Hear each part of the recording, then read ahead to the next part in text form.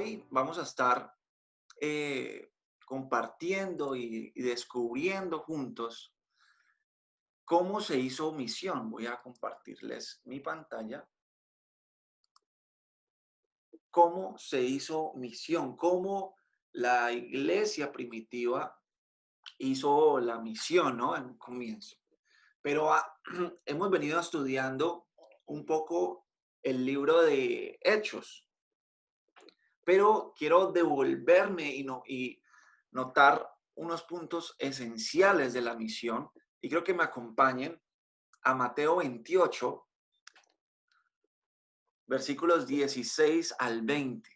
Dice así: Entonces los 11 discípulos salieron hacia Galilea y se dirigieron al monte que Jesús les había indicado.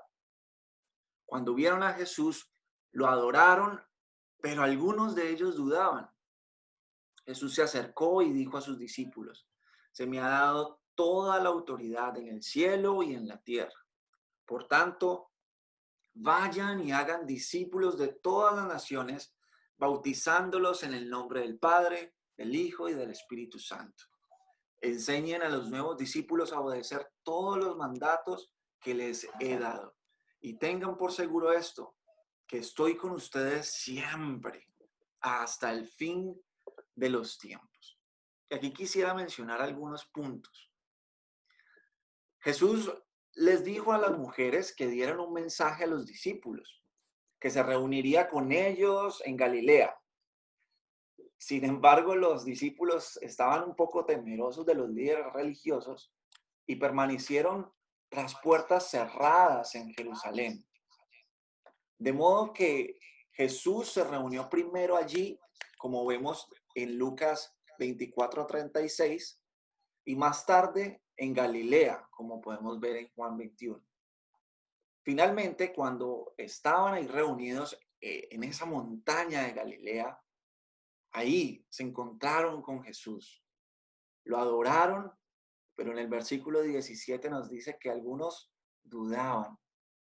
Y yo me pregunto, ¿de qué dudaban? ¿De qué podrían dudar? ¿Será que pensaban que estaban viendo una ilusión? ¿Estaban viendo un fantasma? ¿O qué tal si se dudaban de qué iba a pasar desde ese momento en adelante? A lo mejor dudaban cómo iban a continuar ese trabajo de llevar adelante la divina empresa sin su gran líder. Pero Jesús, conociendo sus corazones, se acercó y les dijo: Se me ha dado toda la autoridad en el cielo y en la tierra. Por tanto, vayan, vayan donde vayan, hagan discípulos y bautícenlos. Yo estaré siempre con ustedes. Y vemos que Jesús no habló de los medios en ningún momento para cumplir esa comisión. Él nunca habló de dinero, nunca habló de estrategias. Siempre estamos tentados a buscar la estrategia, estamos tentados a buscar la fórmula mágica, a que venimos de pronto a estos espacios esperando que nos digan la fórmula mágica. Pero más adelante vamos a ver algunos puntos de cómo realmente fue que la iglesia primitiva actuó. Otro punto que quería nombrar es que él tenía y tiene toda la potestad, es decir, que él es el dueño de la misión. Nosotros somos simples colaboradores, comisionados. Y el otro punto es que Él iba y está con nosotros hasta el fin de los tiempos. Muy bien, entonces entrando ya en materia y estudiando un poco más el libro de los Hechos, quiero que veamos algunos puntos de la iglesia primitiva. Basándonos en Hechos 1:8, que dice, serán mis testigos tanto en Jerusalén como en toda Judea y Samaria y hasta los confines de la tierra. Por lo general, hay una tensión entre lo que se denomina misión global y misión local. Nosotros debemos integrar las diferentes esferas según lo que expresa este texto. Jerusalén, Judea, Samaria y hasta lo último de la tierra describe las esferas o áreas de servicio donde lo local y global están integrados. Nos habla de ser testigos en forma simultánea y no hacer la tarea de forma secuencial. Ninguna área de servicio debe ser la más importante. Las mismas deben estar balanceadas o equilibradas, dando dignidad, simultaneidad y atención a cada una. Ahora, no queremos decir que con esto que el día de mañana vamos a decir, no, ya vamos a enviar a los misioneros donde queramos y ya, y como que sí, vamos a enviar misioneros a diferentes lugares. No, debemos también, por supuesto, tomarnos el tiempo de discernir la guía del Espíritu Santo, pero tampoco debemos olvidar nuestra responsabilidad y tener esa visión de llegar a cumplir esta tarea de manera simultánea. La Biblia entera muestra el plan de Dios de reconciliar consigo todas las cosas por medio de Jesucristo, como dice Colosenses 1:15 al 20. Y nos da el mandato para la misión y evangelización. El mundo es la escena de la actividad de Dios y no debemos retirarnos de él. El servicio al mundo es un servicio a Dios. Entonces vemos que la misión de la iglesia es local y global. Y como primera pregunta, que espero que puedan estar apuntando para ahorita el tiempo de reflexión en grupos pequeños, la primera pregunta sería, ¿cómo estoy ejerciendo mi responsabilidad en la sociedad local y global? Bueno, ahora como segundo punto tenemos la misión de la iglesia es integral. Y me voy a detener un momento a leer Hechos 13 del 1 al 3 y dice, en la iglesia de Antioquía eran profetas y maestros, Bernabé, Simeón, apodado el Negro, Lucio de Cirene, Manaén, el que se había criado con Herodes el tetrarca, y Saulo, mientras ayunaban y participaban en el culto al Señor. El Espíritu Santo dijo, apártame a Bernabé y a Saulo para el trabajo al que los he llamado. Así, después de ayunar, o orar e imponerles las manos, los despidieron. Entonces, eh, también quiero mostrarles que la iglesia en misión es primeramente la iglesia local. La iglesia de Antioquía jugó un papel importantísimo en la vida de la iglesia universal. Fue una iglesia que traspasó barreras, barreras sociales, como lo vemos en Hechos 11 del 19 al 20. También reconstruía vidas rotas, como lo vemos en Hechos 11 del 21 al 24. Buscó la participación de otros, como lo vemos en Hechos del 25 al 26. Cubría necesidades físicas y espirituales, como lo vemos en Hechos 11, 27 al 30. Resolvió conflictos doctrinales, como lo vemos en Hechos 15, en el concilio. Tenía un liderazgo compartido, formando un equipo pastoral, como lo vemos en Hechos 13:1. Y estuvieron dispuestos a extender los límites del reino de Dios hasta lo último de la tierra, como lo vemos en Hechos 13:2 al 3. Entonces vemos que Antioquía tenía que ver con ser una puerta abierta a la evangelización del mundo. Y nosotros estamos desafiados a seguir este modelo. Vemos que también de pronto el ejemplo de Jesús mismo, a cuántas personas alimentó, a cuántas personas él sanó sin necesidad explícita de que todas ellas lo siguieran. Pero en esta forma de ser, de una misión integral, vemos que, y quiero traer a colación el año pasado que estuvimos sirviendo en Adime, hubo una frase que nos marcó mucho que fue amar y servir. Entonces, vemos cómo de esta forma tú haces misión, amando a las personas, para que así ellos te den una oportunidad de compartir el Evangelio. Entonces, vemos cómo la misión debe ser integral y cómo la iglesia de Antioquía nos enseñó cómo fue esta misión integral. Ahora, la pregunta para reflexionar en este punto es, ¿qué implica para mi vida y la iglesia seguir el modelo de la iglesia de Antioquía? Perdón, en el tercer punto, vemos que la misión de la iglesia es personal. Hechos 11:21 dice, el poder del Señor estaba con ellos y gran número creyó y se convirtió al Señor. El Espíritu ha sido derramado sobre todo el pueblo de Dios y no solamente por unas personas seleccionadas. Es decir, cada cristiano es llamado a participar y a ejercer el sacerdocio universal de los creyentes. La misión tiene lugar por doquiera.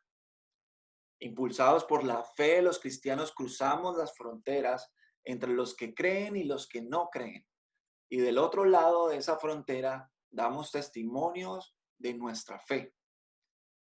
Entonces, dado que Dios es un Dios misionero, el pueblo de Dios debe ser un pueblo misionero. El Espíritu ha sido derramado sobre todo el pueblo de Dios, no solo sobre unas personas seleccionadas. Jürgen Moltmann, espero que lo pronuncie bien, Jürgen Moltmann, en su tesis sobre la teología del futuro dice, se dirigirá no únicamente hacia el servicio divino en la iglesia, sino también hacia el servicio divino en la vida cotidiana del mundo. Este servicio se ofrece en la forma de la vida común y corriente de la comunidad cristiana, en tiendas, aldeas, granjas, ciudades, aulas, hogares, oficinas legales, consultorios, en la política, el gobierno y la recreación. Hay miles de millones de personas que no conocen al Señor y la iglesia debe asumir plenamente y sin tardanza su responsabilidad en la evangelización mundial. Una pregunta para la reflexión. ¿Qué implica ejercer el sacerdocio universal de los creyentes? O más claro, podríamos decirlo, ¿es la misión solo para algunos o para todos? Espero que estén copiando ahí las preguntas. Y a manera de conclusiones, mis hermanos, podemos ver, no hay fórmulas mágicas, no hay una estrategia infalible. Tenemos al Espíritu Santo de Dios, tenemos a Jesús mismo, esa promesa de Jesús mismo que Él iba a estar y está con cada uno de los que estamos dispuestos a seguir y a obedecer la gran comisión. Dios es el dueño de la misión, Él está con nosotros, Él da los recursos. Es muy triste que a veces nos quedemos pensando en las estrategias, pensando en que necesitamos dinero y que solamente con el hecho de pensar y no tener los recursos, nos quedemos ahí bloqueados, parados, estáticos. Yo recuerdo muy bien, siempre tengo en la mente algo que nuestro pastor nos dice mucho y es que usted, por ejemplo, está en una bicicleta y usted puede estar ahí quieto y usted le da dirección a la bicicleta. ¿De qué sirve? No sirve de nada. La bicicleta funciona, sirve, tiene su funcionalidad siempre y cuando usted empiece a pedalear. En la medida que usted pedalea, entonces puede darle dirección. Mis hermanos, la misión de la iglesia es local y global. de manera simultánea. Esa debe ser nuestra visión. Poco a poco, pero tener esa actitud, esa visión de que es simultáneo, es local y global, de adentro hacia afuera, impactando el mundo. La misión de la iglesia es integral. Vamos a aclarar ese punto. Bueno, cuando nos expresamos que la misión de la iglesia es integral, hablamos de, de compartir o de entrar a espacios que no solamente sea como eclesiales. O sea, debemos integrarnos a amar a los demás, a compartir con otros, a llevar amor. Recordemos que Jesús en muchos espacios, cuando estuvo en las multitudes, Él las alimentó, sanó a muchos. Entonces, compartir en esos espacios donde tú puedes dar un ánimo, un aliento a los demás, compartir, por ejemplo, los que están en necesidad. Tenemos aquí, por ejemplo, para nosotros es un ejemplo muy grande. Nosotros trabajamos en una vereda que se llama Piles. Muchos años la iglesia trabajó ayudándoles, llevando ropa, llevando comida, porque son unas personas muy pobres. Entonces, se trabajó de esta forma y ahora en la pandemia pues no pudimos volver a reunirnos con ellos, más sin embargo algunas veces llevábamos alimentos, pero ahora vemos que empezamos a trabajar de una manera diferente con ellos y empezamos a reunirnos en las casas de ellos y ahora sí estamos haciendo un estudio bíblico en las casas con las personas. Tenemos ya varios grupos y entonces se hace ese trabajo más personal y más en la casa de ellos, pero si tal vez no hubiéramos tenido el trabajo que se hizo antes de amarlos, de llevarles, de acompañarlos en sus necesidades, en este momento ellos quizá no nos hubieran abierto las puertas de sus casas para nosotros compartirles el Evangelio. Entonces, puede ser un ejemplo de cómo la misión de la iglesia es integral eh, y bueno, y cómo amamos a los demás también. Ahora, no es solamente obra social. Exacto, no queremos ir al otro extremo. Exacto, siempre tendemos a irnos a los extremos, siempre. Pero entonces, o sea, sí por supuesto, lo más importante es llevar la palabra de Dios, claro, y es un balance entre las dos cosas. O sea, lastimosamente hay iglesias, entidades que se han volcado solamente a la obra social, ¿no? Y esto es triste también, ¿no? Porque ya nos volvemos muy ya de ese extremo, pero la idea es que tampoco nos olvidemos de esa parte, de las necesidades físicas de las personas. O sea, ambas cosas son importantes. Hacer proyectos con los jóvenes, buscar no solamente darles, sino buscar oportunidades de capacitación para esos jóvenes, para que ellos mismos puedan salir adelante con sus vidas, ellos mismos, apoyar sus iniciativas.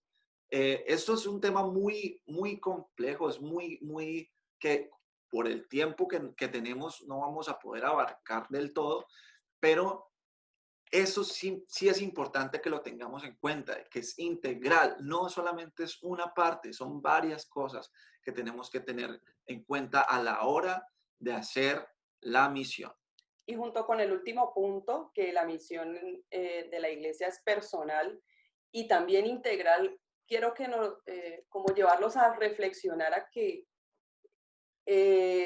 no debemos de dejarle la tarea al pastor solamente, como no, es que en mi iglesia no hacemos campañas evangelísticas o algo así, no.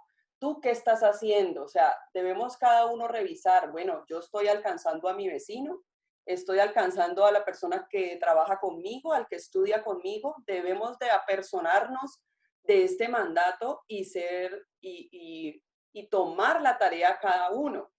Ahora, es personal e integral porque no debemos ver solamente el espacio en la iglesia y a veces nos convertimos muchos cristianos en como lo secular y lo de la iglesia.